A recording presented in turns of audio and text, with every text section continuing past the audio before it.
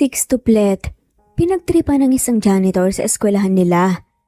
Hindi nila alam na ang ama pala nila ito at nakulong nga. Magandang araw sa lahat. Ako nga pala, si Almira de Luna at 32 taong gulang. Isang guro sa preschool at isang single mom ng sextuplets. Hindi madali ang pinagdaanan ko. Dati akong bayarang babae.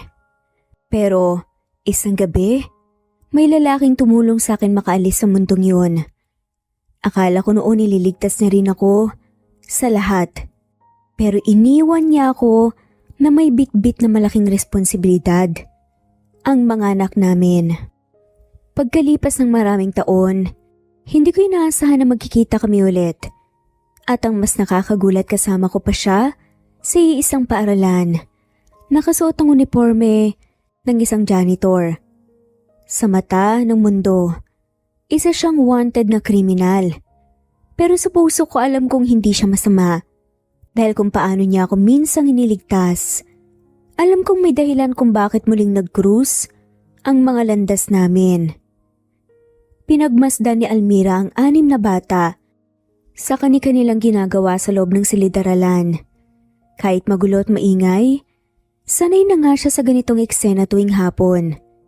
Isa-isa niyang sinulyapan ng mga anak na sextuplets.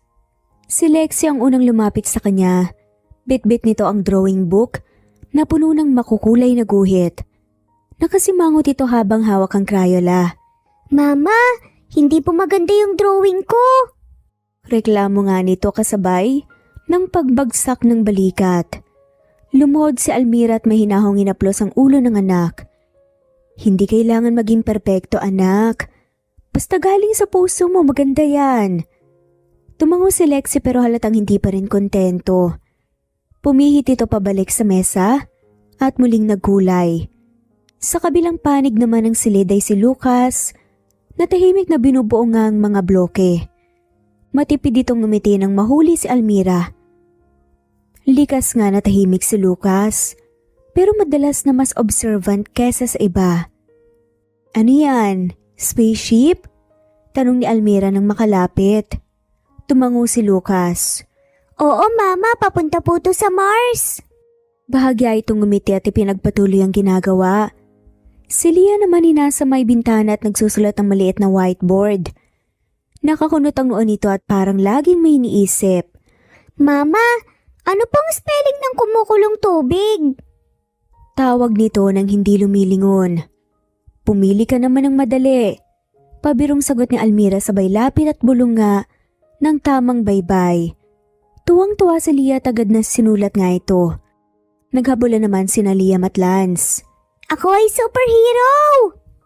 Sigaw nga ni Liam at tumatakbo pa ikot-ikot sa mesa. Hindi no, ako yun! Sabay tilinga at hinabol ang kapatid. Napahiling na nga lamang si Almira at mabilis na sumingit sa pagitan nila. Hoy, bawal tumakbo sa loob, baka madapa kayo. Pareho silang napahinto pero nagtawanan na parang walang nangyari. Umupo sila pareho sa carpet at biglang naglaro ng laro ang kotse. Si Laila naman tahimik lang sa sulok at pinagdudugtong ang mga beads para gawing bracelet. Maingat ang kilos nito at laging may bahagyang ngiti sa labi. Tinignan siya ni Almira at napangiti. Laila, para kanino yan? Tanong naman ni Almira. Para sa'yo to, mama. Sagot nga ni Laila. Sabay abot ng maliit na bracelet na gawa nga sa makulay na beads. Bahagyang naluha si Almira, pero agad niya itong pinigilan. Yumuko siya tinalikan ng anak sa noo. Salamat anak, ang ganda. Mabilis nga ang takbo ng 6 na bata sa playground na pare-parehong naghahabulan at nagtatawanan. Halos hindi na nga makasabay si Almira sa pagtanaw sa kanila. Pero kampante nga siyang nandoon lang sila sa labas ng bakuran. Tag, ikaw na! Sigaw ni Liam at kinakalbit nga si Lance na agad namang lumiko at nagtatakbong muli.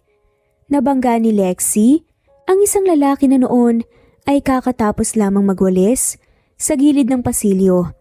Tumilapon ang hawak nga nitong dustpan at naglakalat nga ang ilang tuyong dahon sa paligid.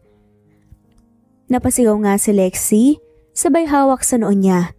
Napatras si Joaquin Rivera, na ngayon nakasuot ng kupas na polo at may peking bigote. Napatigil ito at bahagyang nakakunot ang noo habang nakatitig sa batang bumangga sa kanya. Pasensya na po. Sabay-sabay na sabi nga ng bata na napansin nga ang pagbangga ng kapatid nila sa isang janitor. Napangiti na nga lamang si Joaquin. Ayos lang mga bata, matibay pa naman ang tuhod ko eh. Anya at pilit nga ang paos na tinig. Lumapit si Laila at pinanood ang pagbagsak ng mga dahon. Kayo na po ba talaga ang janitor dito? Ang tandaan niyo na po. Diretsong tanong niya. Napasinghap si Joaquin pero pinanatiling nakangiti. Matagal na akong nagtatrabaho dito, bata ka pa lang. Nagtatrabaho na ako. Sagot niya sabay dampot nga ng dustpan. Hala, zombie yata kayo eh. Sabat pa nga ni Lucas at tumakbo nga sa likod ng kapatid. Umikot si Lia sa paligid nga ni Joaquin habang inaaral ang itsura nito. Bakit parang piki po yung bigote niyo? Dahil sa tanong na yun bahagyang kumislot ang kaliwang kilay ni Joaquin. Bakit gusto mo bang hilain? Oo nga, hilain mo Ate Lia. Sigaw pa nga ni Lance habang papalapit sa janitor. Bago pa mahawakan ng bigote umatras na nga si Joaquin at itinaas ang walis. O bawal manakit ang janitor, bawal din hilain ang bigote, may penalty yan. Tumawa nga ang bata at nagiyakan. Wag po! Pinagmamasdan lang ni Almira ang eksena mula sa dikalayuan. Napataas ang kilay niya. Hindi niya mahalalang may matandang janitor na ganito dati sa eskwelahan. Mabilis siyang lumapit sa mga to. Mga anak, tigilan niyo na nga ang pangungulit kay Manong. May bahagyang autoridad nga, nasambit niya. Nilingon siya ni Joaquin at nagtagpo ang kanilang mga mata. Saglit itong napako pero mabilis ding iniwas ng lalaki ang tingin at bahagyang yumuko. Naku, pasensya na po kayo Manong ha. Makukulit lang talaga tong mga to. Okay lang po ma'am, mas gusto ko nga pong may kausap kahit minsan nakakabuhay din ng dugo. Sagot naman ni Joaquin sabay ngumiti. Pero nanatili ang pag-iwas ng tingin. Hindi ito pinakawala ng tingin ni Almira. May kung anong kakaiba sa kilos ng matandang to. Familiar, pero hindi niya matukoy kung saan nga niya ito nakita. Ah, bago lang po ba kayo dito? Tanong ni Almira habang karga si Lia. Tulong-tulong ma'am, sa dami ng basura, kailangan ng dagdag na kamay. Sagot ni Joaquin sabay hawi nga sa noo, gamit ang likod ng kamay. Hindi na kumibo si Almira pero nanatili ang pagsusuri sa kanyang mga mata. Hindi niya alam kung anong meron sa matandang to pero may kutob siya. Hindi ito basta janitor lang. Samantala palihim na tinignan ni Joaquin ang 6 na bata habang papalayo si Almira. Kasama ang mga to. Dahan-dahan siyang ngumiti at sa ilalim ng peking bigote bahagyang umangat ang kilay niya. Hindi pwedeng dito pa ako mabuking. Bulong nga niya sa sarili sabay bali nga ng tingin sa pader ng eskwelahan. Sa likod ng lumang bodega malapit sa eskwelahan maingat na pumasok si Joaquin habang nakasuksok pa rin ang kanyang peking bigote sa bulsa ng jacket. Madilim ang loob at tanging liwanag mula sa maliit na bombilya ang nagbibigay ng ilaw sa mukha ng 2 lalaking naghihintay sa loob. Boss, ayos lang ba ang lagay mo? Agad na tanong nga ni Mando. Isa sa mga tauhan niyang matagal na ngang kasama sa ilalim ng anino. Tumango si Joaquin habang nakatayo sa gitna ng silid. Walang nakakahalata pero muntik na ako mabuking ng isa sa mga bata kanina. Yung 6 na makukulit? May nakita na ba silang kahinahinala? Singit nga na turo ng alali nga nito. Wala, bata pa yun pero yung nanay nila, yung guro, matalas ang tingin. Boss, may update kami. Ani ni Mando at tinabot nga ang maliit na tablet na may bukas na encrypted file. Sa ngayon wala nang kilos ang mga dating tauhan ng ama mo. Mukhang natigil ng paghahanap sa'yo lahat ng mata nila nakatuon sa bagong pinuno ng sindikato. Saglit na natahimik si Joaquin. Nakatitig nga siya sa screen habang pinapanood ang mga larawan at ulat. Mga pangalan, muka at transaksyong hindi kailanman ay naging kanya. Sila pa rin ba ang nagpapakalat ng mali impormasyon tungkol sa akin? Oo, boss. Sagot nga ni Turo. Lahat ng kaso ng pangingikil, drug trafficking, money laundering ay nakapangalan sa'yo. Pero wala silang konkretong ebidensya. Ang problema dahil anak ka ni Don Javier Rivera, madali nilang ipapataw sa iyo ang lahat ng kasalanan. Napakuyom na nga lamang ng kamao si Joaquin. Matagal na siyang pawala, pero hanggang ngayon multo pa rin niya ang nagpapahirap sa akin. Umiiling-iling pa nga ng saad niya. Boss, kaya mo nga to ginagawa, di ba, para linisin ang pangalan mo? Umiling si Joaquin at mariing sinapunga ang batok habang nagpakawala nga ng mabigat na buntong hininga. Hindi lang pangalan ko ang nililinis ko. Buhay ko mismo. Lahat ng ito, hindi ko pinili pero pinanindigan ko. Anong plano mo ngayon, boss? Tanong pa nga ni Mando. Mananatili ako sa eskwelahan. Doon ako makakagalaw ng mabuti. Nang malaya, habang sinusubaybayan natin ang tunay na may sala. Lalo na yung bagong boss ng sindikato. Gusto kong malaman kung sinong nagpapanggap. Nagkatinginan si Mando at Turo. Alam nila kung gaano kaseryoso si Joaquin kapag ganito nga ang tono nito. Bantayan niyo rin yung guro. Sigurado akong mapapansin niyang may kakaiba sa akin. Dagdag pa nga ni Joaquin. Paano kung malaman niya ang totoo na pagkatao mo, boss? Tanong naman ni Mando. Saglit na natigilan si Joaquin bago muling sumagot. Wala siyang dapat ikatakot. Basta't hindi niya ako hihadlangan. Tumango na nga lamang si Mando at Turo. Mabilis nilang inayos ang gamit bago nga lumabas sa kanilang pinto ng bodega. Nang dumating nga si Joaquin kinabukasan, suot pa rin ang lumang uniform ng janitor at bitbit ang walis at dustpan. Sa kabila ng bigat ng iniisip ay hindi niya naiwasang mapangiti nang marinig ang matinis na tili ng mga bata mula sa playground. Si Kuya Janitor! Ayun na naman siya! Tara, bilis! Sigaw nga ni Liam at sabay-sabay na tumakbo ang anim nga papalapit kay Joaquin. Bago makayawas si Joaquin ay sabay-sabay nga siyang kinuyog ng mga cute na bata. Si Lance ay humawak nga sa laylayan ng kanyang polo. Si Lexi biglang tumalon sa likod niya. Habang si Laila naman, binubunot nga ang peking bigote sa bulsa ng kanyang jacket. Kuya Janitor, suot mo po to ulit! Sigaw nga ni Laila habang pilit na sinusuksok nga sa mukha niya ang bigote. Sandali lang, baka mapasama pa ang itsura ko niyan. Natatawang sabi na nga lamang ni Joaquin at nagkukunwaring umatras. Mas bagay po yung bigote. Ala, wag niyo siyang tantanan. Magkasunod na saad pa nila Lucas at Leah. Napabuntong hiningan si Joaquin ngunit hindi na nga rin nakapalag pa. Sa halip na itaboy nga ang mga bata, nilagay niya ang dustpan sa tabi at kumintat kay Lexi. Sige, game tayo. Pero may kondisyon. Ano po yun? Sabay-sabay na tanong ng anim. Kailangan yung manalo sa paligsahan kung sinong mabilis na kumilos. Kung sinong pinakaunang makabuo ng 4 na hugis gamit ang mga bato sa tabi ng sandbox. Siyang panalo. Ang matatalo, kakantahan ako. Tuwang-tuwa ang anim at agad nga na nagsitakbuhan patungo sa sandbox. Ang iba'y halos mag-dive na nga sa buhangin sa sobrang excited. Pinanood lang sila ni Joaquin at bahagyang napapailing. Ngunit may ngiti sa kanyang muka. Ilang taon na rin nga siyang hindi natawa ng ganito. Mama! Sumali po si Kuya Janitor sa laro namin! Sigaw nga ni Lance habang kumakaway kay Almira na bagong dating mula sa faculty room.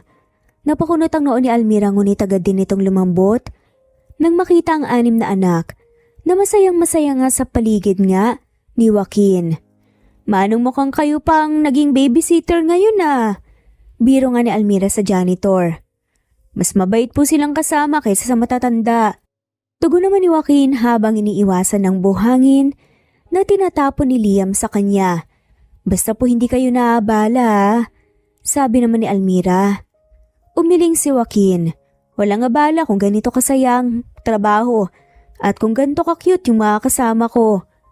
Sa loob ng maliit na silid na panlinisan sa gilid nga ng eskwelahan, nakatayo si Joaquin habang hawak ang cellphone na nakapatong sa isang kahon.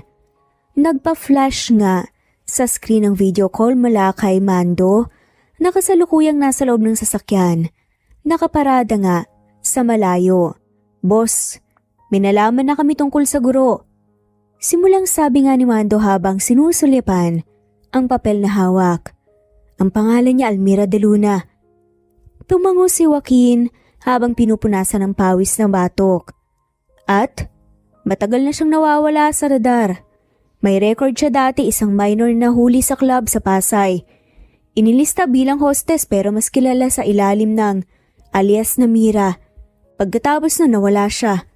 May chismis na tinulungan siyang itago ng isang dating customer pero walang malinaw na ebidensya. Saglit na natahimik si Joaquin. Pinagmamasdan niya sa labas mula sa bintanang may alikabok habang pinoproseso ang narinig. Sigurado ka bang siya yun? Tanong nga ni Joaquin. Wala nang iba. Pareho ng birth date, pangalan ng ina at ilang fingerprint record. Sagot naman ng kanyang tauhan. Hindi kaagad nang kapagsalita si Joaquin sa dami ng muka. Sa kanyang nakaraan hindi na nga niya matukoy pa kung saan eksaktong bahagi ng kanyang buhay lumitaw si Almira. Salamat. Mahinang sabi ni Joaquin bago pinatay ang tawag. Ilang minuto pa lang ang lumilipas ay may kumatok nga sa pinto. Bumukas ito at pumasok si Almira, may dala nga itong plastic na may lamang 2 balot ng pagkain. Nakita ko po kasi kayo kanina na walang baon. May sobrang ulam pa si Laila nilaga. Bahagyang napangiti si Joaquin pero hindi kaagad kinuha ang pagkain. Sa halip pinanood nga niya itong ilapag sa lamisita. Salamat. Mahinang tugon niya. Maingat ito sa galaw at ang bawat salita nito may bigat ng karanasang pilit tinatago sa maayos nga na bihis at mahinhing tinig. May gusto po ba kayong idagdag? Kanin pa. Tanong nga ni Almira na tila hindi mapakali sa katahimikan. Umiling si Joaquin. Sabay sabing, hindi na. Ayos na to, bihira akong bigyan ng pagkain ng ganito. Kabusila kang loob. Bahagyang namula si Almira. At pinili na nga lamang ngumiti. Wala po yun. Baka kasi hindi pa kayo kumakain simula umaga. Sa kaibuturan nga ng kanyang alaala ay may gumuhit nga na luma, ngunit malabong imahe sa isipan ni Joaquin. Ngunit agad ding nawala ang alaala. Masiglang nagtatakbuhan ng sextuplets sa loob nga ng silid-aralan matapos ang klase. Nagunahan sa pagbuo ng mga puzzles, nagsisigawan at nagtutuksuhan habang si Almira ay nag-aayos ng mga gamit sa mesa. Mama, tignan mo si Lance po, mali na naman po yung hugis. Hindi si Liam ang nangopya sa gawa ko eh. Laila, saluhin mo ako. Sad pa nga nila Lexi, Lance at Liam. Mga anak, dahan-dahan lang.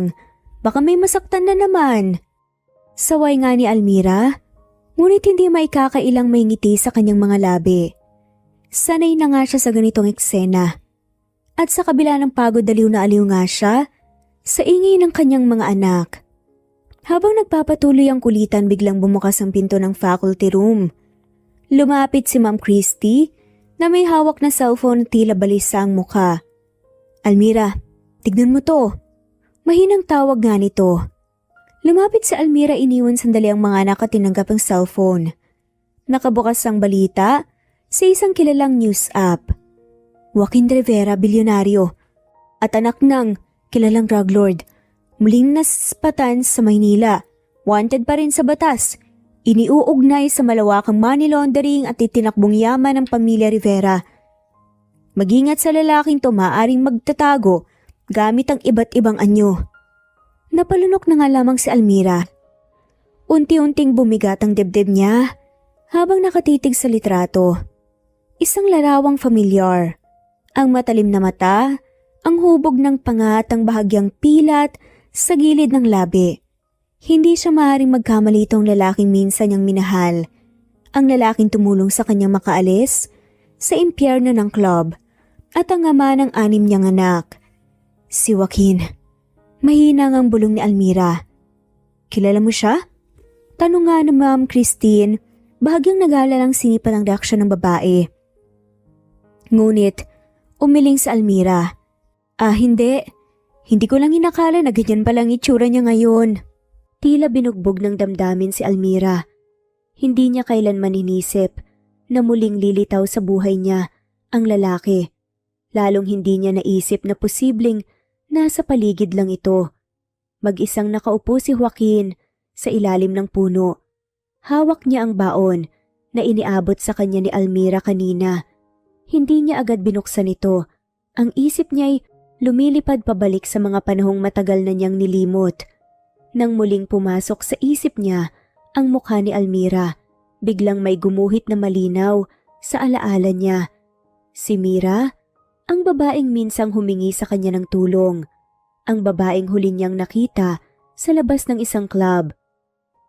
Napangiti si Joaquin. Siya pala yun. Mahina niyang bulong habang tinitignan nga ang pagkain. Hindi niya akalaing makikita pa nga niya ito. Mas lalong hindi niya inaasahan na guro na nga ito ngayon. At may 6 na kaagad na makukulit na anak. 6tuplets pa. Halos hindi nga siya makapaniwala. Napatingin siya sa playground kung saan masaya nga na naglalaro ang mga bata. Napakunot ang noo ni Joaquin. Sino kaya nga man ang mga to? Bulong nga niya sa sarili. Hindi nga niya napigilang magtanong sa isa sa mga guro. Kinahapunan ng sabay nga silang nag-aayos ng upuan sa multi-purpose room. Ma'am, si Almira may asawa na ba? Tanong niya kunway kaswal lamang. Wala, single mom siya. Hindi pa nag-aasawa. Bahagyang napatigil si Joaquin. Hindi niya alam kung anong mararamdaman sa mga oras na yun. Single mom? Tanong nga niya muli na parang gusto nga niyang makasigurado. Tumango naman ang guro. Oo, mag-isa nga niyang pinalaki yung 6 eh. Ang sipag nga nun eh. Nagtuturo pa tapos inaalagaan lahat. Wala kaming narinig na reklamo. At wala din kaming narinig ng tungkol sa ama. Parang may kung anong tumusok nga sa dibdib ni Joaquin. Napatingin siya muli sa labas kung saan naglalaro pa rin ang mga bata. Tahimik na naglalakad si Joaquin papunta sa likuran na bahagi ng eskwelahan matapos ng klase. Bit-bit niya ang sirasirang dustpan at walis at tuloy sa kanyang pagpapanggap bilang janitor. Subalit, hindi mapakali ang kanyang dibdib. Kanina pa nanginginig ang kamay niya. Pumasok siya sa maliit na storage room at agad kinuha ang cellphone na itinago nga niya sa ilalim ng kahon. May ilang mensaheng hindi pa nga niya nababasa mula kay Mando. Boss, urgent. Check mo yung balita. Mabilis niyang binuksan ng app ng balita at doon nanlaki ang kanyang mga mata sa headline. Exclusive. Joaquin Rivera, bilyonaryong wanted, pinaniniwala ang may anak na itinatago sa publiko. Napaupo si Joaquin sa bangko. Mabigat ang kanyang dibdib. Boss, nakita mo na ba? Anak? Mahina nga niyang sabi. Agad nga siyang tumawag kay Mando. Bungad nga sa kanya ito, kaya gulat na gulat nga siya. Oo, pero imposible. Wala naman akong anak ah. Alam mo yan, wala akong naging seryosong karelasyon noon. Lalo na't hindi ako nagkaroon ng anak. Hindi natin alam kung saan nanggaling ang impormasyon. Pero tiyak, may gustong manggulo. Lalo na ngayong hinahanap ka. Kung totoo man na may anak ka. Kahit hindi, gagamitin nila yan para lalo kang mapahamak. Napakuyom ng kamao si Joaquin. Hindi niya alam kung galit ba o gulat nga ang nangingibabaw sa kanya. Hindi ako pwedeng mahuli. Dahil lang sa kasinungalingan. Kailangan malaman ko kung sinong nagpakalat niyan. Tumango si Mando sa kabilang linya at narinig pa nga ang ingay ng sasakyan na minamaneho nito. Hahanap kami ng lead. May posibilidad na may nakakakilala sa'yo o sadyang gusto kong sirain. Matapos lang ng klase at bitbit nga ni Almira ang mga plastic na may lamang school supplies nang mapadaan nga siya sa maliit na karinderyang malapit sa terminal. Uy, hindi ba't si Mira yun? Saad nga ng isang familiar na tinig mula sa likuran. Napatigil si Almira. Dahan-dahan nga siyang lumipang 3 sa mga dating kasamahan sa club na sina Rona, Dulce at Mayet. Nakamakeup pa nga rin ng mga to Naka-mini skirt at sleeveless at mukhang galing pa sa trabaho. Aba, ang sosyal mo na ngayon na. Guro ka na raw sabi ng iba? Ani pa nga ni Rona. Ano naman? Guro nga pero hindi naman magbabago ang pinanggalingan. Dagdag pa nga ni Dulce at nilapit nga ang sarili kay Almira. Hindi kumibo si Almira, kaagad. Hindi ko ikinakahiya kung saan ako nanggaling. Pero hindi ibig sabihin nun na nananatili akong pareho sa inyo. Mahinahon nga niyang sagot pero palaban.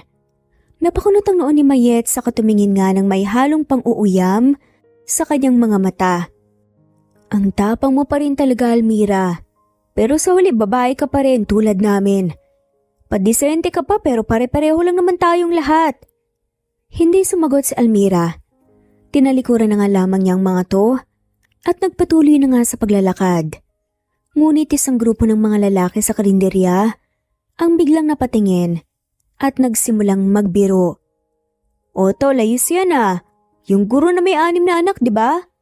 Isa pa ang sumabat nang may mas malakas na nga na boses. Tignan mo nga naman, nagpalit lang ng trabaho pero parehong katawan pa rin ang puhunan. Biglang huminto si Almira.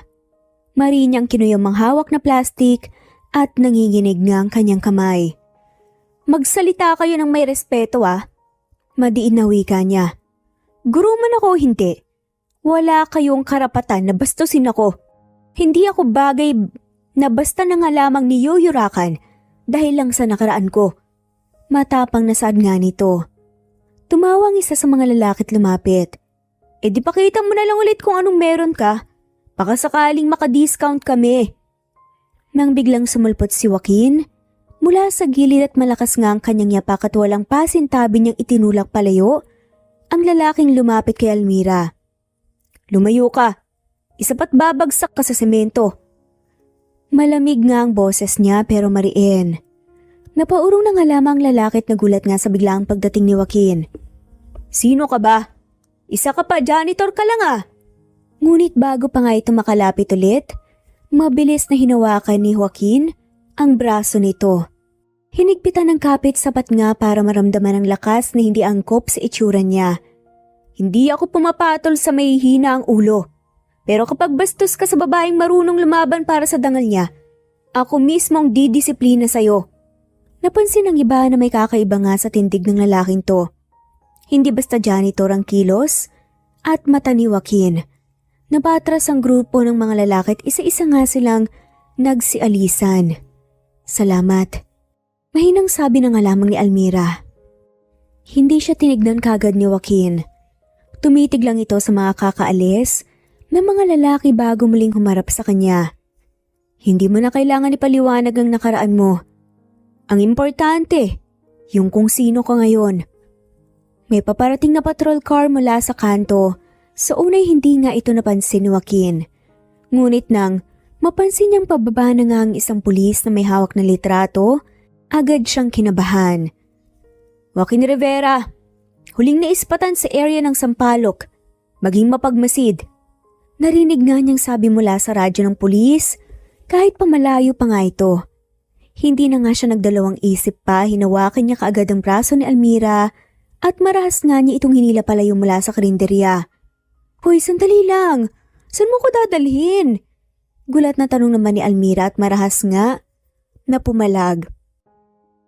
Sumunod ka na lang. Mahinang sagot na nga lamang ni Joaquin. Nagmamadali silang pumasok sa masikip na eskinita. Sa pagitan ng dalawang gusali at lumilipas ang mga segundo at tumitibok ng mabilis ang puso ni Joaquin. Habang papalayo sila sa mata ng publiko, lalong dumarami ang tanong sa isip ni Almira. Bakit tayo nagtatago? Mga pulis lang yun hindi naman sila nanguhuli ng janitor, di ba? Tsaka wala naman tayong kasalanan. Hindi kaagad sumagot si Joaquin. Ngunit sa isang maling hakbang, nadulas siya sa basang bahagi ng semento at nabitawan niya si Almira. At sa pagbagsak niya ay nahila nga rin nito ang pekeng bigote at sumabit sa siko nga ang suot niyang itim na bonnet na kanina'y itinago nga sa ilalim ng sombrero. Nakita ni Almira ang tunay na mukha ni Joaquin. Joaquin? Halos pabulong ang pangalan, mula sa kanyang labi. Napatigil si Joaquin, hindi nga siya makagalaw at tila natigilan nga din sa pwesto. Hindi, ikaw ba yung... Nanginginig nga ang tinig ni Almira. Almira, pasensya na. Hindi ko sinadya. Hindi pa ito ang tamang oras. Mahinang sagot nga ni Joaquin. Umurong si Almira ng isang hakbang habang nangingilid ang luha. Ikaw yung nagligtas sa akin? Isinara ni Almira ang gate. Nang maliit nga nilang bakuran. Bahagyang lumingon-lingon nga si Joaquin habang hawak pa rin ang sombrero at bigote ng kanyang nahulog kanina. Basang-basa nga ang likod ng polo niyang janitor dahil sa nangyari kanina. Dito ka na muna. Mahinang sabi ni Almira at sinara nga ang pinto ng bahay. Baka matuntun ka pa nun sa labas. Nag-aalangan nga si Joaquin, huminto nga siya. Sa may pasilyo, patan nga siyang pumasok sa loob ng bahay ni Almira. Pero wala nga siyang ibang mapuntahan. Sumalubong kaagad ang 6 na bata. May hawak na laruan si Lucas habang si Lexie naman ay may dalang papel na may guhit. Mama! Kanina ka pa po namin hinihintay! Sigaw nga ni Liam at yumakap sa bewang ng ina. Napahinto ang mga bata nang mapansin ni Joaquin. Sa likod nga. Uy, si Kuya Janitor! Bakit po siya nandito, Mama? Sad nga ng mga bata. Napalunok si Almira, hindi niya alam kung ano isasagot.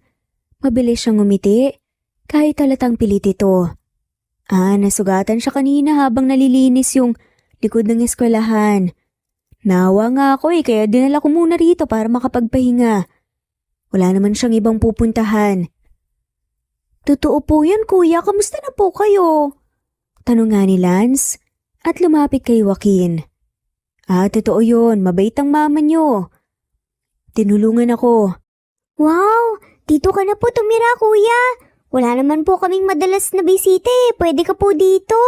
Sad pa nga nila. Nagkatinginan si Almira at Joaquin. Napakamot na nga lamang ng batok ito. Sandali lang to, huwag kayong mag-alala. Sabi ni Joaquin bagamat may halong pag-aalinlangan sa tinig. Gutom ka na po ba, kuya? Tanong nga ni Lexie habang hilang ang laylayan ng uniforme ni Joaquin. Napangiti ang lalaki at saglit na nawala ang bigat sa kanyang dibdib. Medyo lang.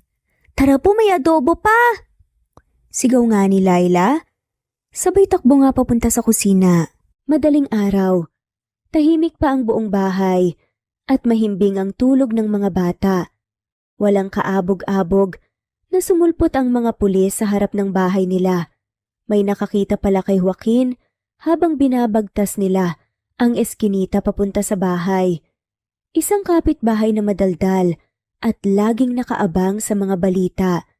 Hindi ito nagdalawang isip tumawag sa pulisya. Nasa sala si Joaquin nang sa pilitang isinama ng mga pulis. Hindi na siya pumalag. Tahimik lang itong tumingin kay Almira at bahagyang tumango. Hindi siya lumaban. Matagal na naming hinahanap yan. Banggit nga ng isang pulis. Wala ring nagawa si Almira.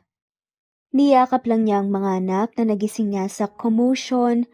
Sabay sabing may emergency lang si Kuya Janitor. Ngayon nasa balita na nga ang lahat. Buong social media punong-puno ng headlines. Joaquin na isang wanted bilyonaryo na huli na nga si isang barong-barong sa Manila. May connection si isang single mother at 6 na bata. Napapikit si Almira habang binabasa ang artikulo sa cellphone. Nanginginig ang kamay niya. Gusto niyang itama ang mga mali sa balita. Gusto niyang sabihin ang totoo. Pero ang isa pang katotohanan ang pumipigil sa kanya. Kapag nalaman ng buong mundo ang koneksyon ng mga ito kay Joaquin, baka madamay sila. Baka layuan sila ng mga tao. Baka kwestiyonin ang pagiging guru niya at ang pagiging ina niya. Hindi ko sila kayang isugal. Mahinang bulungan niya. Nasa presinto na ngayon si Joaquin. Tinanggihan niya ang anumang abogado mula sa gobyerno. Sa halip, sinabi niyang may sarili siyang abogado. Haharap siya sa hearing sa loob ng 1 linggo. Tumawag ang tauhan ni Joaquin kay Almira kanina, humihingi ng tulong. Ma'am, Gusto po sana ni boss na makausap kayo bago ang hearing. Kayo lang po ang pinagkakatiwalaan niya. Mataas ang tensyon sa loob ng courtroom. Tahimik ang lahat habang isa-isang iniharap ang mga ebidensya laban kay Joaquin Rivera. Nakaupo siya sa loob ng depensa, suot ang simpleng polo at bagamat malinis na ang itsura, halata pa rin ang pagod sa kanyang mga mata. Sa unang bahagi ng paglilitis, tila talo na si Joaquin. Tulad ng inaasahan, iprinisinta ng prosekusyon ang lahat ng dokumento, bank records, lumang video, testimonya ng mga dating tauhan ng yumaong Don Fausto Rivera, ama ni Joaquin. Ang akusado, nagtago ng limpak-limpak na salapi mula sa iligal na operasyon ng kanyang ama. Maring sabi ng abogado ng prosekusyon at siya ang huling naiwan upang makinabang sa lahat ng yun. Tahimik lang si Joaquin habang pinapakinggan ang bawat salita. Ngunit sa kabila ng bigat ng mga akusasyon, hindi siya kumurap. Alam niya, ito na ang huling laban. Hanggang sa tumayo ang abogado niya at humarap sa korte. Your Honor, nais po naming iharap ang isang bagong ebidensya. Ang orihinal po na testamento ni Don Faustino Rivera. Wika nga nito. Nagbulungan ang mga tao sa loob ng silid. Kahit ang hukom ay bahagyang napakunot ang noo. Ipinakita ng abogado ang dokumento na hindi ang pinanghahawakang bersyon ng prosekusyon kundi ang orihinal na testamento na nakuha mula sa tagong vault sa lumang bahay ng mga Rivera. Laman ng dokumentong iyon ang pag-amin ni Don Fausto sa lahat ng kanyang ilegal na aktibidad, lahat ng operasyon, lahat ng transaksyon, at lahat ng kasalanan ay isinulat niya at malinaw rin na isinasaad sa testamento na hindi kasali si Joaquin sa mga gawain niyang iyon. Nais naming ipaalala sa hukuman na si Joaquin Rivera ay lumaya sa tahanan ng kanyang ama mahigit 10 taon nang nakalipas at hindi kailanman naging bahagi ng operasyon. May ebidensya kaming nagpapatunay na siya ay nasa ibang bansa nang magsimula ang mga kasong to. Tumayo rin ang isang dating tauhan ni Don Faustino at iniharap nga sa witness stand. Hindi po si Joaquin ang kasabwat. Sa totoo lang, siya lang ang anak ng Don na tumutol sa lahat. Siya ang unang umalis, siya ang muntik nang ipapatay ng sarili niyang ama dahil nga sa pagtutol niya sa masamang gawain. Pahayag pa nga nito, nagkaroon ng katahimikan. Maging ang prosekusyon ay walang maipresentang panibagong ebidensya. Mula sa lahat ng kasong isinampa kay Joaquin ay isa-isang tinanggal ang lahat ng iyon. Matapos ang ilang sandali, muling tumayo ang hukom at nagpahayag ng hatol. Sa mga ebidensyang pinakita at testimonya ng mga saksi, ang akusado na si Joaquin Rivera ay walang sapat na kinalaman o partisipasyon sa mga iligal na gawain ng kanyang yumaong ama. Lahat ng kaso ay binabasura. Siya ay malaya na. Hindi agad nakagalaw si Joaquin. Tila hindi pa rin niya matanggap ang biglaang pagbabago ng kapalaran. Matagal siyang naghintay sa araw na ito, pero ngayon lang niya ito tunay na naranasan. Unti-unting tumayo si Almira mula sa kinauupuan niya sa likod ng courtroom. Bahagya siyang ngumiti. At sa unang pagkakataon, nagtagpo muli ang mga mata nila ni Joaquin. Tahimik na naupo si Almira at Joaquin sa lumang bench sa ilalim ng puno sa tapat ng bahay. Katatapos lamang ng hapunan at nasa loob ang mga bata at nanonood ng cartoons. Joaquin, tumingin sa kanyang lalaki. Bakit? Alam mo na siguro, di ba? O baka nararamdaman mo na rin? Nagkunwaring nagtataka si Joaquin. Tungkol saan? Saglit siyang tumitig kay Almira, tapos muling ibinaling ang tingin sa ilaw mula sa bahay. Ang sextuplets. Sila ang mga anak mo. Biglang natahimik nga si Joaquin. Halos hindi gumalaw ang mukha niya pero makikita sa mga mata niya ang unti-unting paglalim ng pag-unawa. Alam ko, ramdam ko, kahit nung una ko pa lang silang nakita. Pero hindi ako sigurado at ayokong umasa. Napatitig nga si Amira sa lalaki. Bakit hindi ka nagtanong? Ngumiti si Joaquin ng mapait. Dahil hindi ako sigurado kung may karapatan pa ako. Hindi ko alam kung matatanggap mo pa ako. At isa pa, maraming kasalanang dala ang apelyido ko. Hindi ko gustong madamay sila. Kayo. Napayo ko si Almira. Yun din ang dahilan kung bakit hindi ko kaagad sinabi. Natakot din ako. Ayokong kunin sila ng iba. Ayokong malaman ng buong mundo na ikaw ang ama nila. Ayokong matulad sila sa mga taong kinasangkutan ng pamilya mo noon. Pero salamat, Almira. Hindi mo hinayaan na madamay sila. Hindi mo sila inabuso. Lahat ng hindi kayang ibigay ng isang tulad ko binigay mo. At pinalaki mo sila ng maayos. Hindi mo na kailangan magpasalamat. Buhay ko din sila. Gusto ko maging masaya sila at mabuting bata. Yun ang importante. Nasa sala nga ang 6 na bata at nakaupo nga sa carpet habang nagkukulitan at nanunood ng cartoons. Lumapit naman sina Almira at Joaquin. Mga anak, may gusto sanang sabihin sa'yo si Kuya Joaquin nyo. Sabay-sabay na lumingon nga ang sextuplets. Si Lexie ang unang nagsalita. Bakit po si Kuya Janitor po kasama niyo, Mama? May sira po ba yung gripo? Napakamot na nga lamang ng batok si Joaquin. Hindi, wala nang sira pero may mas mahalaga akong sasabihin. Ano po yun? Tanong nga ni Lucas habang hawak ang laruang kotse. Umupo si Joaquin sa harap nila, tapos malalim ang hininga bago nagsalita. Mga bata, ako ang tatay nyo. Sabay-sabay na nagkatinginan ng 6. Ha? Ako ang daddy nyo. Ulit nga ni Joaquin sabay turo nga sa sarili. Tumayo si Laila. Imposible po, matagal na po kayong janitor. Paano po kayo naging tatay po namin? Oo nga po. Hindi naman po kayo marunong magluto eh. Yung tatay po siguro namin superhero o chef. Pwede rin astronaut. Sunod-sunod nga, nasaad pa nga ng 3 bata. Hala, baka nagpapanggap lang siya. Baka gusto lang niya ng tsokolate natin. Wala nga lamang si Joaquin. Sabay upo ng maayos. Teka lang, totoo to. Tanungin niyo ang mama niyo. Totoo yung sinabi niya. Si Joaquin, si Kuya Janitor ang tunay niyong ama. Natigilan nga ang mga bata. Sabay-sabay silang bumaling kay Joaquin. Bakit po kayo naka-disguise? Tanong nga ni Lexie. Kasi may tinatakbuhan akong problema noon pero ayos na ngayon. Wala na akong itinatago pa. Kung totoo pong tatay namin kayo, ano pang favorite kulay po ni Laila? Pink? Hulang sagot nga ni Joaquin. Tama po kayo pero susubukan pa rin po namin kayo. Kung tatay ka nga po namin, kaya mo ba kaming buhatin ng sabay-sabay? Sad pa nga nila. Siyempre naman. Sabay yakap nga sa kanila. Kahit pa-6 pa kayo. Yay! Sabay-sabay na sigaw nga ng lahat. Pwede ka na po naming tawaging Daddy Janitor. Mas okay yung Daddy Super Janitor. Hindi man agad naniwala ang mga bata.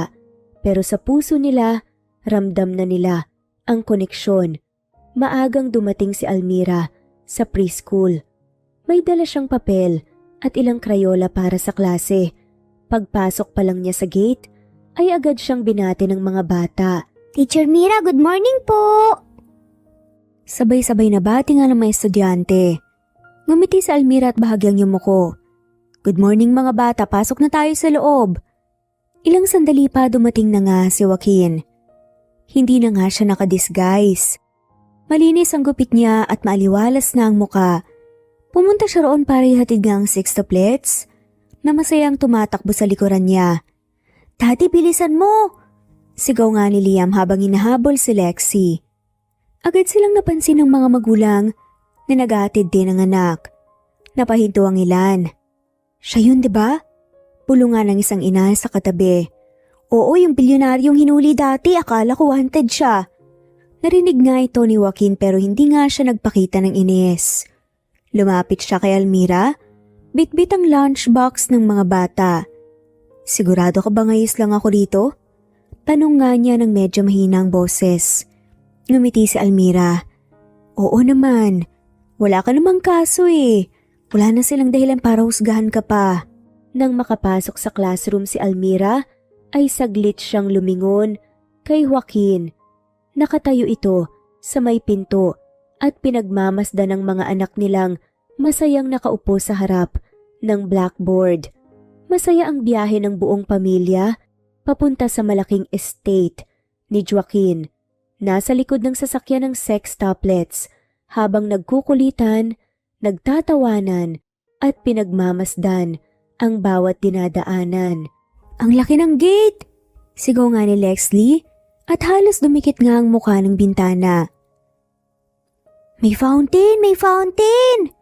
Dagdag pa nga ni Lucas, sabay turo nga sa labas. Pagbaba nga nila sa harap ng mansyon, sinalubong nga sila ng mga tauhan ni Joaquin. Naka-uniforme ang mga to pero ngiti-ngiti. Sir Joaquin, welcome back po. Ito na po ba ang mga apo sa gulo? Hindi po kami magulo. Makukulit lang po. Pasok kayo. May inihanda kaming pagkain sa garden. Kaya na nga lamang ni Joaquin. Napansin ni Almira na magiliw ang lahat ng tauhan ni Joaquin sa mga bata. Ang mga hardinero ay tinuturuan sina Lance at Liam magdilig ng halaman, habang sina Lexi at Leah ay pinayagang gumuhit sa sidewalk gamit ang chalk. Ma'am, hindi po ba kayo kinakabahan na baka magkalat ang mga bata? Tanong nga ng isang maid. Ngumiti lang si Almira. Hindi po sila magkakalat pero hindi ko po. May papangakong walang masisira. Biglang may sigaw nga mula sa pool area. Talon na! Sigaw nga ni Lucas. Sabay lundag nga sa kiddie pool na kasapatos pa. Lucas! Sigaw ni Almira pero natawa na lang nang makita itong tumatawa habang lumulutang. Nagkatinginan sina Joaquin at Almira habang abala ang mga bata sa paghahanap ng mga palaka sa tabi ng pond. Naglakad-lakad si Joaquin sa paligid ng hardin. Napapansin niyang panay ang sulyap sa kanya ng ilang tauhan. Sir, sabay lapit nga ng matandang katiwala. Pasensya na po pero matagal ko na pong gustong itanong. Ano yun, Mang Ed? Tanong nga ni Joaquin at bahagyang nagtaas ng kilay. Si Ma'am Almira po ba? Nililigawan niyo na? Napahinto si Joaquin. Ha? Hindi magkaibigan lang kami. Sayang naman po. Si Ma'am Almira po, wife material, mabait, masipag, matapang pa. Kung ako lang po, niligawan ko na nga siya kung lalaki ako eh. Tumawa nga si Joaquin pero biglang napakamot ng batok. Mukhang nahiya.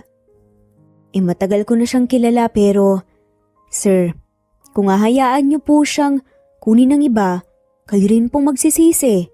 Sabot pa nga ng isa sa mga tauhan. Tumango nga si Mang Ed. Tsaka tignan niyo po kung paano kayo tignan ni Mamo. Kapag naglalaro kayo ng mga bata, iba sir, may lambing. Hindi agad nakasagot si Joaquin. Pero parang may humaplos sa puso niya. Totoo nga na sa tuwing magkasama sila ni Almira, may kakaibang saya siyang nadarama. Samantala, sa loob ng mansion ay pinapahinga ni Almira ang kanyang mga paa. Lumapit ang isang katulong at isang basong juice. Ma'am, inumin niyo lang po muna to. Salamat. Sagot niya sabay kuha nga ng baso. Ma'am, tanong ko lang po. Kayo na po ba si ni Sir Joaquin? Nalaglag ni Almira ang straw dahil sa pagkabigla. Ha? Hindi Walang kaming ganun. Ewan ko po mama, pero parang bagay po kayo eh. Ang sweet niyo po sa isa't isa. Baka po kayong hinihintay ni Sir. Grabe kayo.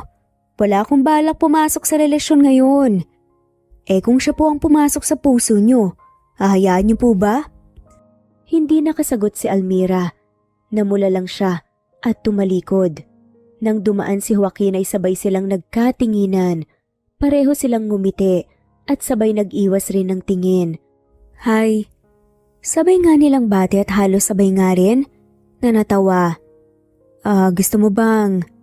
Sabay nilang tanong tapos pareho ulit na natahimik. Ladies first. Sabi nga ni Joaquin, medyo nihilang nga ang tono. Gusto ko lang sanang magpasalamat sa lahat. Sagot ni Almira. Tumango si Joaquin. Ako rin gusto ko lang sabihin ng swerte ko na ikaw ang nanay ng mga anak ko. Inaayos nga nilang dalawang setup ng munting garden, lunch, para sa mga bata at tauhan. Ngunit sa halip na magtrabaho ng normal, tila naging palitan ng lambingan at tinginan ng ginagawa nila. Almira, tignan mo nga kung bagay ito sa mesa. Sabay abot nga ni Joaquin ng maliit na paso ng bulaklak. Kailangan pa ba na pahintulot para maglagay ng bulaklak? Natatawang sagot nga ni Almira at tinanggap ang paso. Kahit anong ilagay mo, gaganda pa rin to. Ang tanong, mas gaganda ba kung akong kaharap mo? Bahagyang namilog nga ang mata ni Joaquin. Uy, teka, ako lang dapat ang bolero rito ah. Napairap naman si Almira. Ikaw lang ba ang marunong bumanat? Sa gilid nga ng bakuran na patigil nga ang dalawang hardinera na nagayos ng mga tanim, nagtitigan nga ang dalawa. Sabay takip ng bibig na parang batang kinikilig sa mga nakita. Girl, sila na talaga. Kasalan na yan. Bulong pa nga ng isa, halos hindi mapakali sa kinatatayuan. Kapag yan hindi pa nauwi sa kasalan, ako na mismong maglalakad kay Ma'am Almira sa altar. Sagot pa nga ng kasama, napapaindak pa sa tuwa. Sir Joaquin, Ma'am Almira, may mga bata pong naggalat sa bakuran. May hawak silang mga lobo, tinatali daw po sa mga manok. Sabi na napatigil nga si Joaquin at Almira. Saglit silang nagkatitigan bago kapwa napatawa. Hindi po kami naglalambingan, Mang Ed. Mabilis na tugon nga ni Almira habang pinipigilan ng ngiti na mula ang kanyang mga pisngi. Hindi pa. Pahabol nga na sagot ni Joaquin sabay ngiti, saka kinuha ang baso ng juice at dahan-dahang uminom. Pero baka konting araw pa, hindi na ako magpapapigil. Grabe ka talaga. Balik ni Almira sabay hampas sa braso ni Joaquin gamit ang hawak na dish towel. Napangiti siya pero halatang nabigla sa biro ng lalaki. Napalingon si Lia. Bit-bit ang isang lobo sa kaliwang kamay. Tumigil siya sa pagtakbo at tiningnan ng dalawa na tila may kutob na. Mama, kayo na po ba ni Daddy Joaquin? Tanong nga nito. Nagkatinginan ng mga tauhan. Sabay takip nga sa bibig para hindi mapatili. Wala pang ganun. Sagot naman ni Almira at bahagyang nililingon nga si Joaquin. Pero may ganun na. Mabilis na sagot naman ni Joaquin sabay kindat sa babae. Dahilan para magkrus ang kanilang mga mata. Sumabog ang tawanan at ingay mula sa mga tauhan. Daddy Joaquin, pakasalan mo na po si Mama. May singsing ka na po ba? Sigaw nga ng sextuplets. Napahawak nga sa noo si Almira. Hay naku, pati kayo nakikiasyoso na. Practice lang Mama para ready ka po sa tunay na proposal. Ngunit biglang tumunog ang cellphone ni Joaquin mula sa kanyang abogado. Lumayo siya ng kaunti habang tinitignan ng screen ng kanyang cellphone. Sir, kailangan niyong pumunta kaagad sa Manila. May bagong kaso na isinampalaban sa inyo. Napahigpit nga ang hawak ni Joaquin sa telepono. Ang muka'y nagsimulang magbago ng ekspresyon. Ano na naman to? Akala ko ba malinis na lahat? May naglabas nga ng bagong ebidensya. Mukhang galing sa loob mismo ng estate nyo. Anonymous ang nagpadala at may video. Sir, sinasabi ng ebidensyang yan na kayo raw ang nagpatuloy ng operasyon ng ama nyo sa likod ng charity projects nyo. Parang binuhusan ng malamig na tubig si Joaquin. Imposible. Walang kahit anong ganun. Pero mukhang malakas ang ebidensya, sir. May CCTV pa. May logs. Saglit ang huminto nga ang abogado. May testigo raw. Testigo? Sino?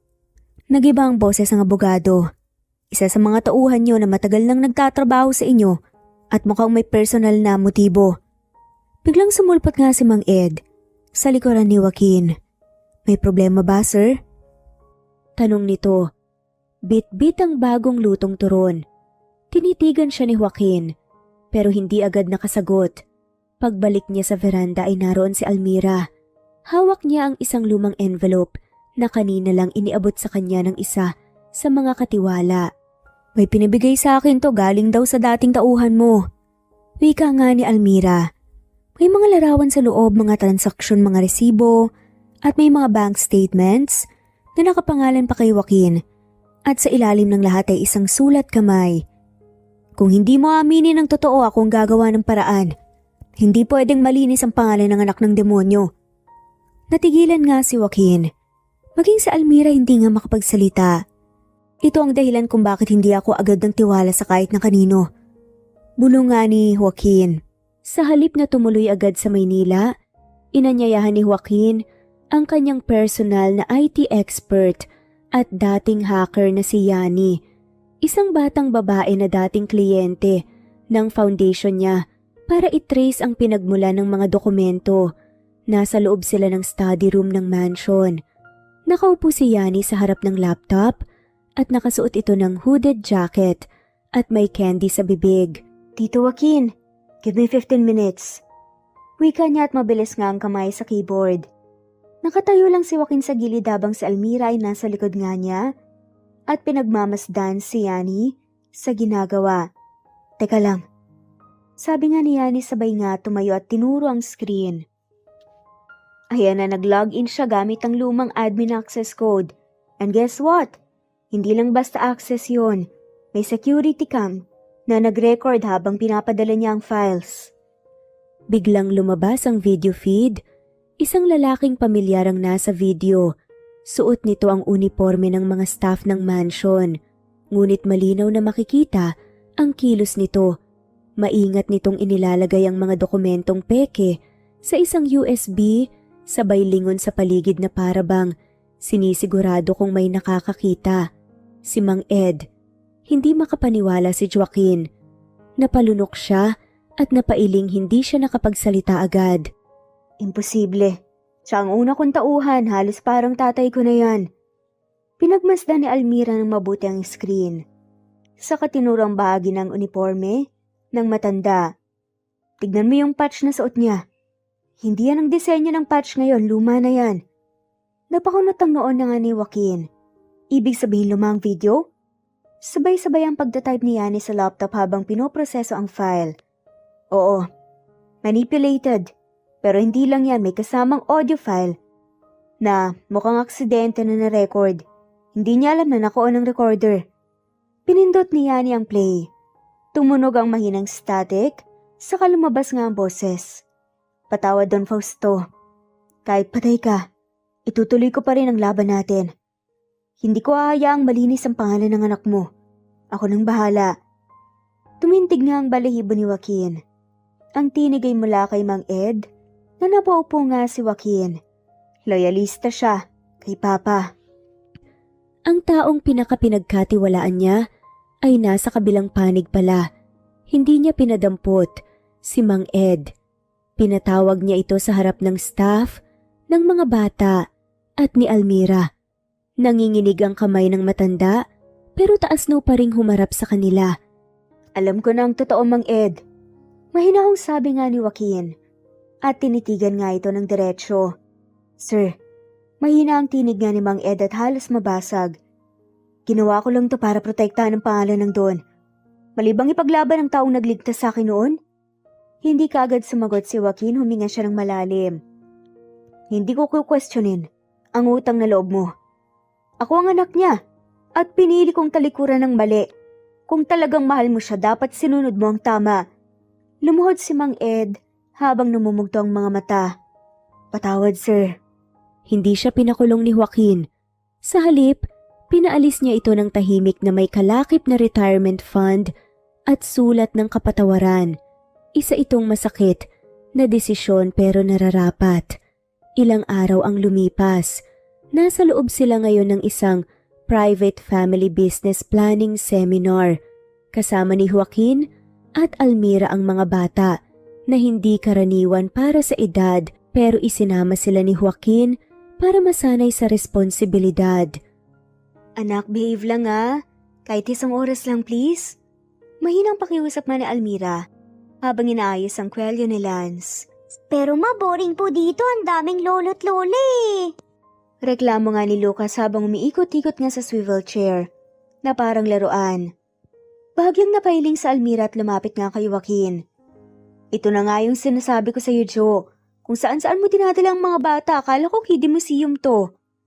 Hindi naman ako nagsinungaling. Sagot nga ni Joaquin na kangising parang may sekreto. May museum of assets sa 3rd floor. At saka kailangan nilang matutunan na may kinabukasan silang hinahawakan.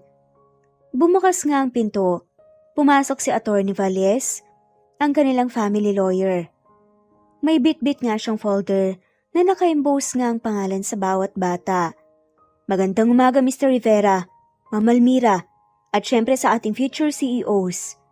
CEO means, tanong nga ni Lexie habang nakataas ang isang kilay. Chips every other day. Sabat nga ni Liam sabay tawa nga ng malakas. Umiling si Joaquin pero natawa na rin. Chief Executive Officer. Kayo yon kapag tapos na kayo ng kolehiyo. Wait, ha? Bakit pa after college pa? Tanong nga ni Laila. Nakapamewang ito na parang hindi kumbinsido. Kasi lahat ng ari-arian ko nakapangalan sa inyo. Pero hindi nyo pwedeng galawin o gamitin yun hanggat hindi kayo graduates, deal? Walang bawian? Tanong nga ni Laila. Walang bawian. Napatingin ang mga bata sa isa't isa. Si Lucas ang unang nagtaas ng kamay. So kailangan po naming pumasok araw-araw. Kaya starting next week may tutor na kayo from Monday to Friday. Sabay ngiti na saad nga ni Joaquin. What? That's unfair! Sabay-sabay na sigaw naman ang anim. Umiling sa Almira habang pinipigilan ng pagtawa. Ikaw rin kasi, Jo. Huwag kang magulat kung bukas may magtatangkang tumakas sa bintana para lang di mag-review. Hayaan mo na at least hindi nila alam na may CCTV din ako sa bahay. Natatawang sagot na nga lamang ni Joaquin. Sa kabilang bahagi ng estate ay abala ang mga tauhan sa paghabol sa mga bata matapos ang seminar. Si Lexie ay nagtago sa wine cellar, si Lance ay nagdrive ng mini golf cart papunta sa kusina. Si Lila ay pinipilit ilagin ang tablet ni Joaquin gamit ang fingerprint scanner habang si Lucas ay kinakausap ang abogado para mag-loan ng 500 piso lang. Nagkatinginan si Almira at Joaquin habang nakaupo sa balcony, hawak ang tig-isang tasa ng kape. Ikaw, kailan mo ba ako pakakasalan? Piro nga ni Almira. Excuse me? Gulat na tanong nga ni Joaquin pero nakangiti siya na parang kinikilig. Dapat ako yung nagtatanong niya na. Napahirap nga si Almira. Well, ang dami mong properties na pinangalan sa anak natin. Wala ka pang pangsingsing para sa nanay nila? Diretsahan na tanong naman ni Almira. Grabe ka. Gusto mo ba talaga ng singsing?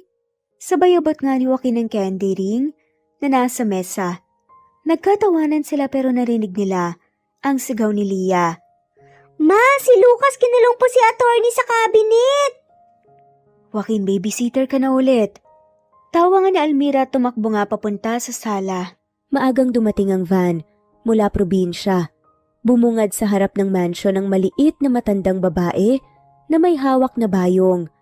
May suot itong sombrerong abaka at nakasandalyas lang.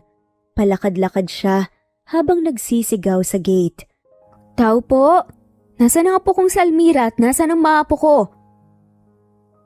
Agad na lumabas nga si Almira mula sa loob ng bahay. Lola Lusing, nandito po ako. Nang makita nga siya ng matanda agad itong lumapit at niyakap nga siya ng mahigpit. Naku po, bakit hindi mo ko sinundo sa terminal ha? Akala mo siguro matanda na ako. Wala na akong silbi. Lola naman, sabi ko hintayin mo lang, may susundo sa'yo.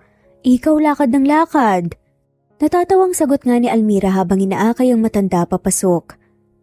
Pagkapasok nila sa loob, nagsitakbuhan nga palabas ang sextuplets.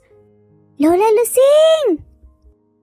Sabay-sabay nga nasigaw ng anim, sabay yakap nga sa matanda na halos mabuwal. Ay mga pasaway kang apo. Hindi pa ba kayo nag-grade 6? Hindi naman po pwedeng tumalon sa grade 6, Lole. Biglang lumabas nga si Joaquin mula sa veranda. Nakasuot siya ng polo at hawak ang tablet. Mukhang bago pa nga itong nakapag-video call sa mga investors niya. Good morning po, kayo po siguro si Lola Lusing.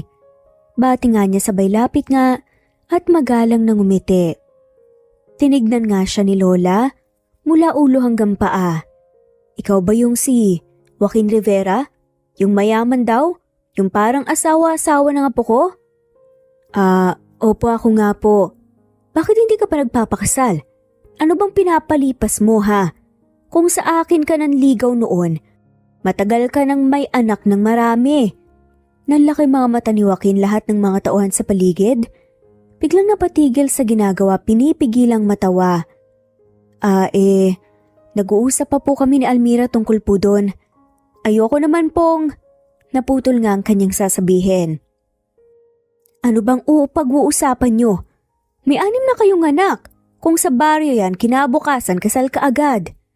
Lola, wag po kayong sumigaw, may mga bisita tayo. Sigaw na nga lamang ni Almira at namumula na nga siya sa hiya. Ano ngayon kung may bisita? Ang tanda-tandaan nyo na wala pa kayong planong mag-asawa, aba. Ano hinihintay nyo? Napahawak nga sa ulo si Joaquin habang natatawa. Si Almira naman ay hindi malaman kung matutuwa ba o magtatago sa likod ng sofa. Lumapit si Lola Lucing kay Joaquin at tinapik ang dibdib nito. Alam mo iho, wala akong pakialam kung may mansyon ka o kung may tauhan ka pang isang barangay. Basta't mahal mo ang apo ko, wag mo siyang paghintayin pa. Tumingin nga si Joaquin kay Almira nang umiti na nga rin sa wakas. Alam niyo po Lola, hindi ko na nga rin po alam kung anong hinihintay ko. Nagkatinginan nga sila ni Almira at sabay sigaw ng mga bata. Kiss na yan! Hoy, wag sa harap ng matanda. Sigaw nga ni Lola sabay taklob nga ng mata pero nakasilip nga sa pagitan ng daliri. Makulay ang naging kasal nila Joaquin at Almira at sa wakas ay opisyal na nga silang pamilya. Pagkatapos ng kasal dumating nga si Baby Gio ang bunso nilang anak. Thank you Lord, isa na lang talaga. Hindi ko na kaya kung 6 pa ulit. Natatawang wika na nga lamang ni Almira habang buhat nga si Baby Gio. Isa pa nga mahirap na eh. Proud ako sa'yo dahil nakayanan mong palakihin ang 6 mahal. Sabay sabing mahina ni Joaquin. Pero halata ang takot sa mata habang pinapatulog ang baby. Nasa kolehiyo na ang sextuplets. Iba-iba ang kurso na kanilang kinuha. Si Lexie ay kumuha ng arkitektura. Kaso may inamin siya sa pamilya niya nang tumuntong siya ng 2 baitang sa kolehiyo. Mapa, buntis po ako. Ani Lexie habang nakayuko sa mesa ng hapagkainan. Biglang natahimik ang lahat. Pati si Baby Joe na may hawak na kutsarang kahoy ay parang naramdaman ang tensyon at huminto sa pagkalampag. Kailan mo pa nalaman? 2 months ago po. I'm sorry, gusto ko po sanang tapusin muna ang 1 taon bago magsabi. Tumingin si Joaquin kay Lexie. Did he know? Yung boyfriend mo? Opo, he wants to support the baby pero hindi niya ako pipigilan sa pag-aaral. Tumango-tango si Joaquin. Lexie, we're disappointed. Yes, but we won't abandon you. Hindi namin tinuro sa inyo ang takbuhan ng responsibilidad, kaya mo yan. You'll finish school kahit mahuli ka pa. Tumulo nga ang luha ni Lexie. Thank you pa, Ma. I promise I'll do my best. Hindi mo kailangan mag-promise. Basta alagaan mo ang anak mo at alagaan mo rin ang sarili mo. Wika nga ni Almira at lumapit nga sa anak at yumakap rito. Biglang may sumabat nga si Lucas. Lexie, does this mean may pamangkin na kami na halos ka-age ni Gio? Tumawa nga si Lance. Wait lang, ano na tayo nito? Generation gap inside one household? Group project pa more! Sigaw nga ni Laila. Tawanan ng sumunod at unti-unting nawala ang bigat sa hangin. Lumipas ang buwan. Kahit palaging puyat ay nagpursige si Lexie. Isang gabi, habang inaayos ni Joaquin ang mga gamit ng bunsong anak nila, napangiti siya habang pinagmamasdan si Almira na natutulog sa sofa. Si Baby Joe sa tabi nito at si Lexie naman ay naka-headphones, nagre-review habang may buhat na sanggol. Lumapit siya kay Lexie. Proud ako sa'yo. Ngumiti si Lexie. Kahit huli ako sa graduation, kahit late kayo, still made it. At yan ang mahalaga. Sa araw ng formal na pamana, matapos pumirma ng graduation papers, ang mga bata, sabay ring iniabot sa kanila ang dokumento ng kani-kanilang bahagi sa mga negosyo at ari-arian ni Joaquin. Lahat ay masaya sa umpisa, pero hindi nagtagal ay nagsimulang kumulo ang tensyon sa pagitan ng tatlong lalaki, sina Lance, Lucas, at Liam. Bakit mas malaki ang share ni Lance sa beach resort? Reklamo nga ni Lucas sabay lapag nga ng folder sa mesa. Kasi akong tumutok sa renovations noon for 3 years. Sagot naman ni Lance. Hindi ibig sabihin no na mas marami ka na dapat. Pare-pareho tayong nagtrabaho sa foundation ni Papa. Singit naman ni Liam. Tumayo si Lucas parang, sabi na nga lamang niya, na hindi daw sila pamilya. Lahat tayo may ambag pero bakit parang may paborito? Paborito ako? Ikaw nga ang laging pinupuri ni Papa sa meetings eh. Balik naman ni Lance. Nagkatinginan silang tatlo at nakipagtaasan nga ng pride. Tumaas na ang boses nila dahil sa pakikipagtalo ang mga kapatid nilang babae na sina Lexi, Leah at Laila. Nagsimulang mangamba. Guys, calm down naman. Lahat tayo may kanya-kanyang share. Hindi ba't sapat na yun? Wika nga ni Lexi. Hindi mo kasi alam, Lex. Kasi hindi ka lalaki sa family na to. Galit na sagot ni Lance. Excuse me? Sabay tayo nga ni Lexi. Pagiging lalaki ba ang basehan ngayon? Baka nakakalimutan niyo ako ang unang nakapagsimula ng business sa batch natin. Uminit lalo ang pagtatalo. Si Joaquin ay nasa out-of-town project at hindi agad nakauwi.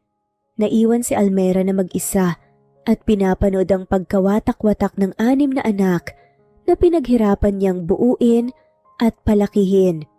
Kinaumagahan, bigla siyang nawalan ng malay sa kusina habang nagtitimpla ng gatas para kay Baby Joe. Ma!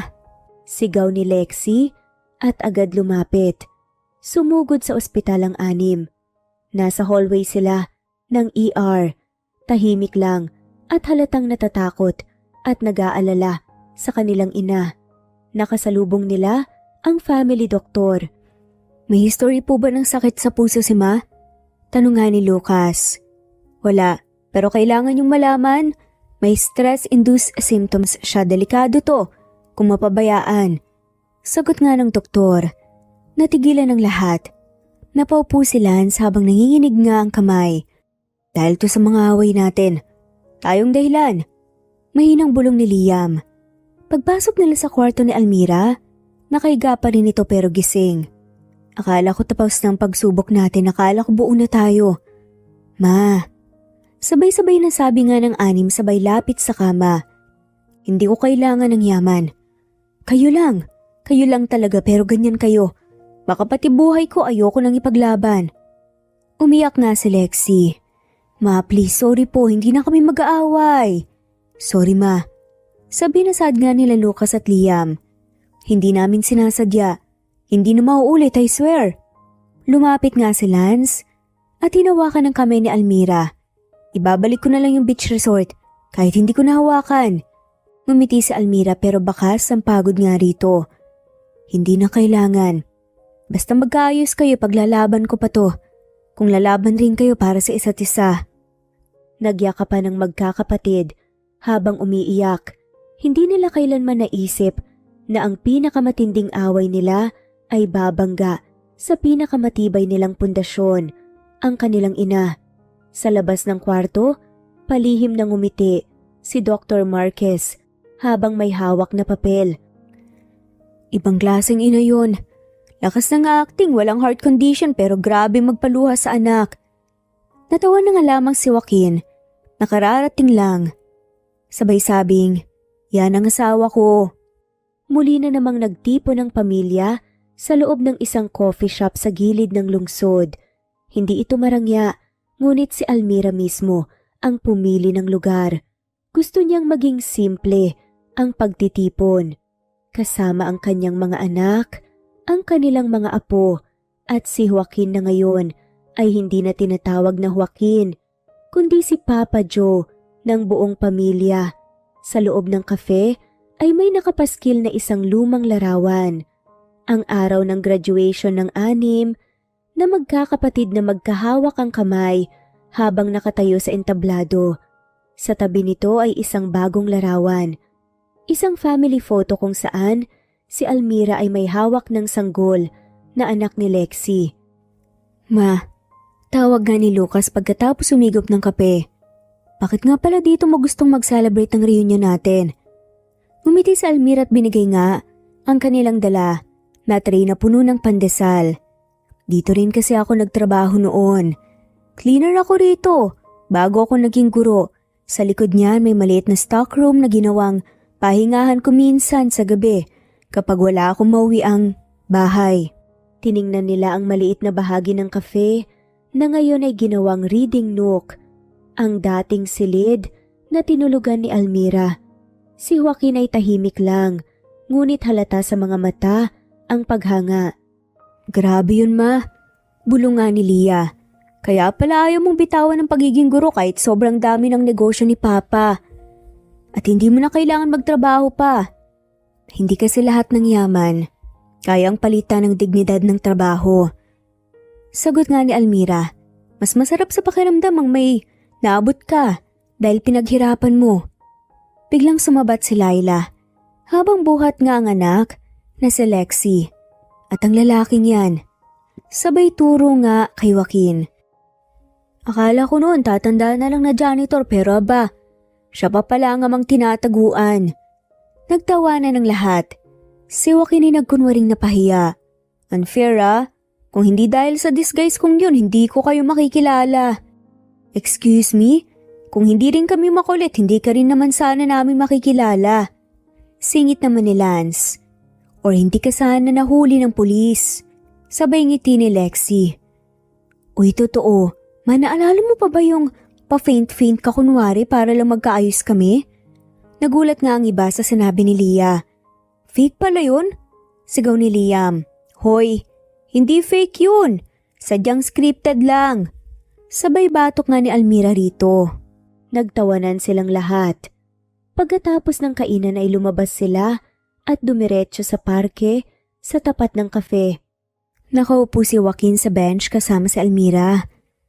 Tingin mo hindi ba ironic? Tanong ni Joaquin na sa dami ng taon na pagtatago ko ikaw at ang mga anak natin ang nakahanap sa akin. Ngumiti nga si Almira. Hindi yan irony. Ang tawag dyan timing. Ginamit ng Diyos yung pagiging makulit ng mga anak natin para ipagtagpo tayo. Nakangiting sad pa nga ni Almira. Nakahawak si Almira sa braso ni Joaquin habang pinagmamasdan ang mga anak nilang may kanya-kanyang buhay na ngayon, ngunit hindi pa rin nakakalimot kung saan sila nagsimula. Ang mga taong tinutuligsa ng mundo ay may kasaysayang hindi natin batid. Si Joaquin, na kinilala ng lipunan bilang isang kriminal, ay isa palang biktima ng kasalanang hindi niya pinili. Isang taong pinilit lumaban sa sistemang nagkulong sa kanya. At si Almira na isang dating inaapi, na dating walang-wala, dating iniiwasan ay naging ilaw ng tahanan, guro ng bayan, at puso ng pamilya. Ang mga anak nila, bagaman makukulit, ay sumasalamin sa realidad ng buhay.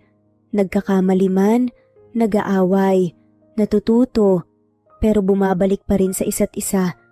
Ang tunay na yaman ay hindi nasusukat sa laki ng ari-arian, kundi sa lalim ng pagtanggap, sa tapang ng pagpapatawad, at sa tibay ng isang pamilyang pinanday ng sakripisyo at pagmamahal. At dito na nga po nagtatapos ang kwentong pagmamahalan nina Almira at Joaquin, kasama ang sextuplets nila at ang kanilang isa pang anak. One big family nga. At wala na nga silang mahihiling pa. Maraming salamat po sa lahat ng mga walang sawang sumusubaybay at shoutout po sa mga sumusunod. Not Green Fox, Carmelita Mendoza, Marilyn Babula, Berry, Liliano Bebe, Presbyteros Rose, Medel Talon, Jane, Lani Pardillo, Marlene Kayanan, Leonisa Azotes, D.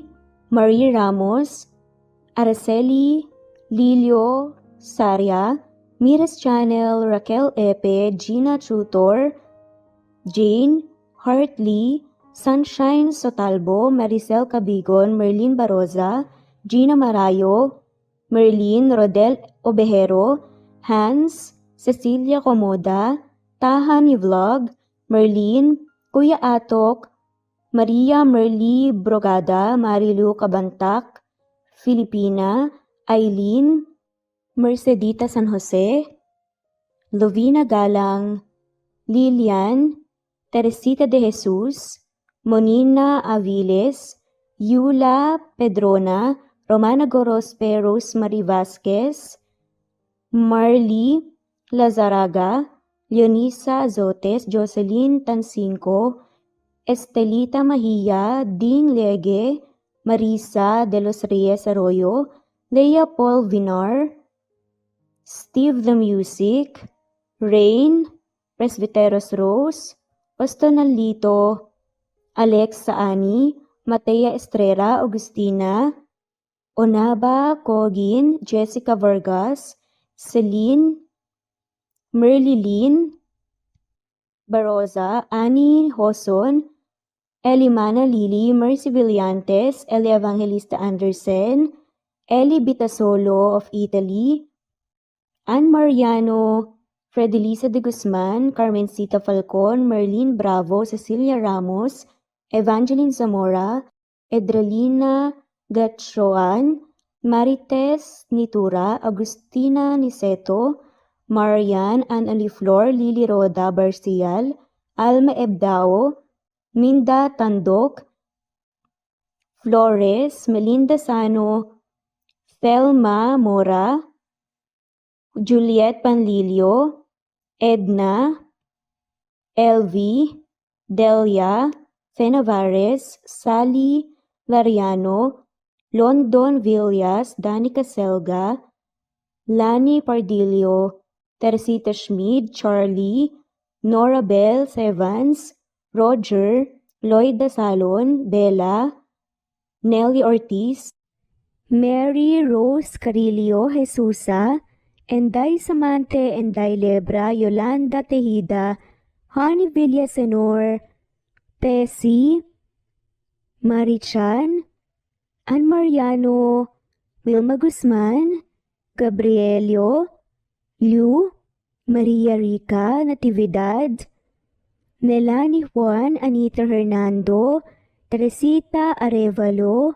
Raquel Magno, Carmencita Falcon, Flordet, Nat Greenfax, Luz Templo Nuevo, Teresita Schmid, Flor Cabrera, Virginia Salazar, Luz Templo Nuevo, Leia, Madeline Tagle, Wilma Villafuerte, Isaac Ablon, Menchita de Belen, Federico, Mercy Edrosolo, Fe, Adamson Machas, Quinsiano Ebas, Eli Ramirez Elizabeth Gilas, Arem Ruhi, Julius Edna Romero, Charlie Angelina Samia, Emma Gadiano, Rosemary Vasquez, Lisa, Estelita Mahia, Elvi Candontol, Corazon Danke of University of Eastern Philippines University, Teresita, Neil Bacolor, Evangeline Zamora, Charlie Jane Clemente, Susan Upaga, Susan Rodrigo, Fred Deliza de Guzman, Juby Hernandez, Helen Murillo, Edarlina Fahil, Rosie, Juliet Kaday, Kuya Atok, Betty Losnong, Crescen, Susana, Tessie Rumbawa, Lovina Galang, Aida Jurado, Emily Kinlog, Mirna Hamero, Liz Berito, Gabrielio, Juan Spotify, Imelda Fortes of Columbus City, Larry Malapaya, Dance, Remy's Life Official, Ellie Evangelist Anderson, Choi, Ri, Jasmine Baya, Jerowina Aquino, Emeguba, Marilyn Babula, Shane Villarmino, Beth Sardina, Gabriel, Nino Regidor, Mel Abrogar, Rosemary Vasquez at shoutout na rin po sa lahat ng mga walang sawang sumusubaybay. Maraming salamat po. Veronica Briseño, Violeta Murillo, Teresita, Teresa Bulie, Christine Flores, Nesbet Hanaban, Flor Salvalion, Kuwait, Raquel Labay, Kuya Atok, Lani Pardillo, Eva Violeta, Presbyteres Rose, Amy Regalado, Teresita, Res Cavilla Havana, Precious, Lilian Nobebe, Eli Evangelista Anderson, Marziel Arcilias, Rosemary Palaganas, Rose Martinito, Ding Liege, Alexa Gomez, Jomira Bueno, Amy Fenavares, Irma Emma, Lali Emralino, Tortillas Gaming, Matea Estrera, Annalie Flor, Rosemary Tinito, Rosemary Palaganas, Excelsis Tagala, Emily Kinlog, Rosemary, MM, Penning Escal, Neri Cabangon, Lucia Baldo, Rosemary Vasquez, Londono Villas, Faye, Rosemary, Angelo, Vicky Adlaon, Mercy Villantes, Rezeline Unday, Allen, Ace, Nino Regidor, Jeyo Cadtec, Escapades Matilda, Irma Valerio, Agustina Aniceto, Cecilia Alvior, Naitan Canada, Lily Roda Barcial, Eli Ramirez, Doris Day Pangan, Lynn Lee of Macau, Reyes, Rebecca Tezuka, Noel Macero, Rizalina Credo, Mitchie Karch, Romel Carion, Juliet Panlilio, Lynn, Merlilyn Zenny Marion, Benoni Anya Lucas from Bacolod City, Merlina Aparata, Annalyn Nantes, Flordette, Lorena Utod, Faye, Anita Hernando, Roach Ann Rodriguez, at shoutout na rin po sa lahat ng mga walang sawang sumusubaybay. Maraming salamat po.